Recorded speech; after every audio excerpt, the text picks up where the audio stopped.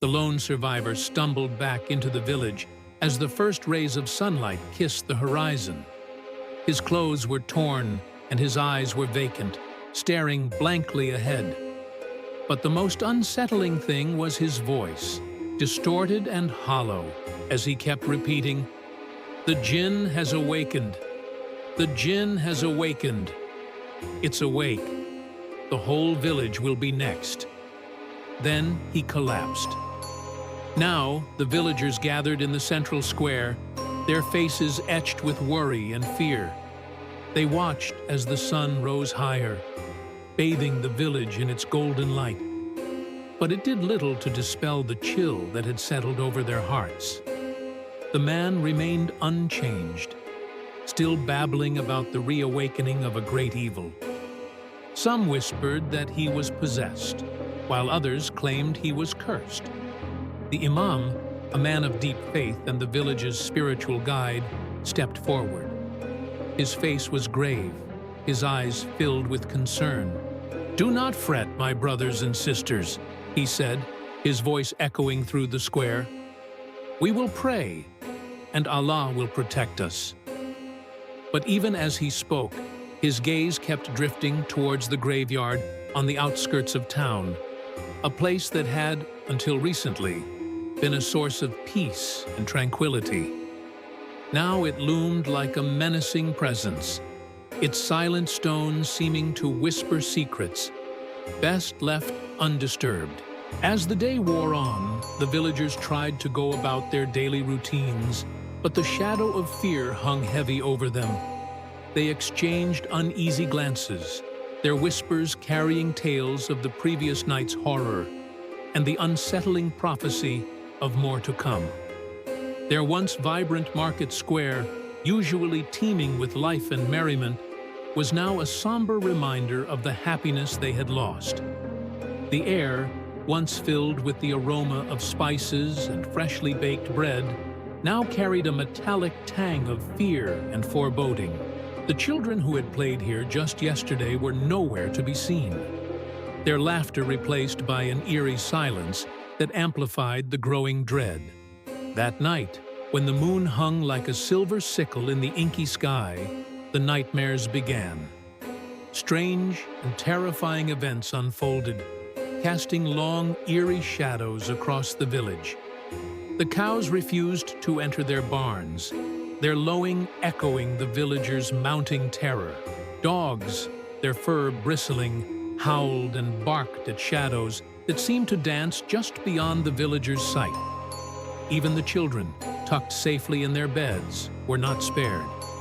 Many swore they heard whispers, soft yet distinct, calling their names from just outside their window. And each time they turned to look, there was nothing there. Then suddenly, the whispers seemed to coalesce, forming words, forming sentences, forming threats. They spoke of an ancient evil stirring, of a darkness rising, and of a doom that awaited them all. As the night deepened and the wind picked up, carrying the whispers like fallen leaves in a storm, the villagers huddled in their homes, seeking comfort in the darkness, praying for the dawn. And then it happened. Just after midnight, several villagers woke up screaming. Their eyes, usually windows to the soul, were now as pale white as the moonlight. Their mouths twisted into grimaces as they spoke in voices that were not their own, echoing the chilling whispers from the night before.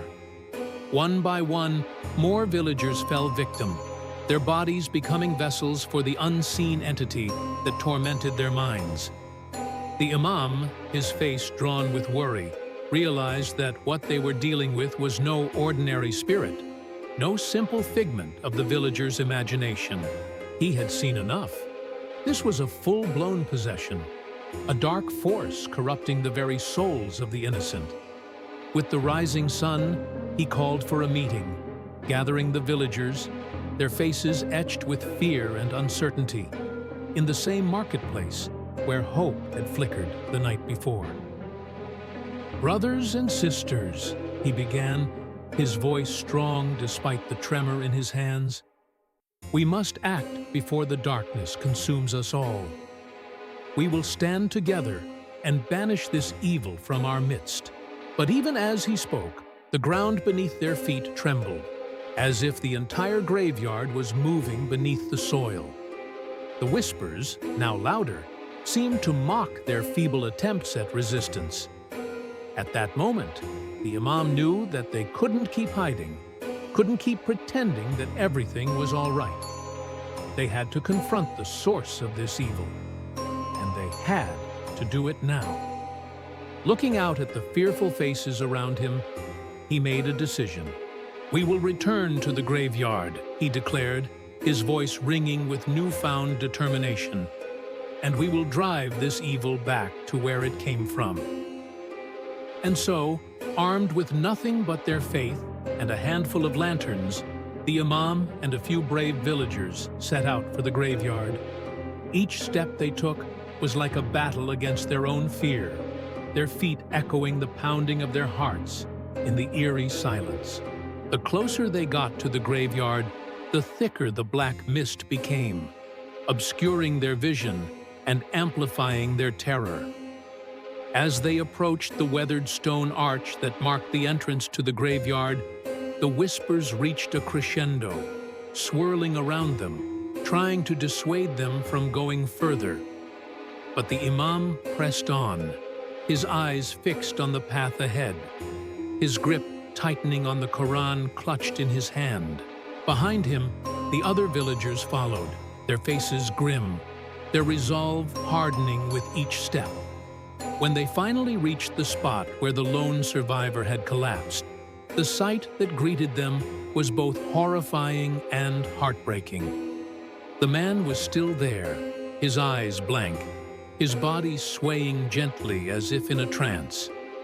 The whispers seemed to emanate from him directly, growing louder, more insistent than before. As the imam moved closer, he could hear fragments of the whispers. "Turn back. There is no hope here. Turn back. You cannot win. Turn back. Your souls are mine." The imam's heart sank. What he feared most was happening. The spirit, the jinn, was spreading its influence, corrupting not only the bodies, but the very souls of the villagers. But he couldn't give up. He had to try and help them. And so, closing his eyes, he began to chant, his voice strong and clear, reciting verses from the Quran, seeking to drive out the darkness that had taken root. But as he chanted, the graveyard itself seemed to react, the ground rumbling beneath his feet, the headstones swaying as if in response to his words. Then, as if in answer to the spirit's taunts, the mist that had shrouded the graveyard lifted slightly, revealing a grave they had missed before. It was old, the wood almost completely rotted away, leaving only the inscription barely visible. But as the imam stared at it, the name carved into the stone seemed to burn into his retinas. It was his own grave. He looked around, his eyes wide with dawning horror. The spirit was playing with him, mocking him, luring him to his own doom. But the imam couldn't afford to hesitate. Every second that passed, more villagers fell victim to the whispering grave. And with each passing moment, the spirit grew stronger. He had to act, and he had to act fast. But as he moved towards his own grave, a sudden gust of wind slammed the graveyard gate shut with a deafening boom. The iron bars twisted and warped, forming a cage that barred their way out. Trapped inside with the rising tide of darkness, the imam felt a surge of despair. Was this the end? Had they been too late? Would the whispering grave claim them all? Or was this just the beginning? Hey guys, thanks for watching. If you enjoyed this episode, please remember to smash that like button, subscribe, and hit the bell icon. Your support really helps us grow. Also, don't forget to check out the next episode.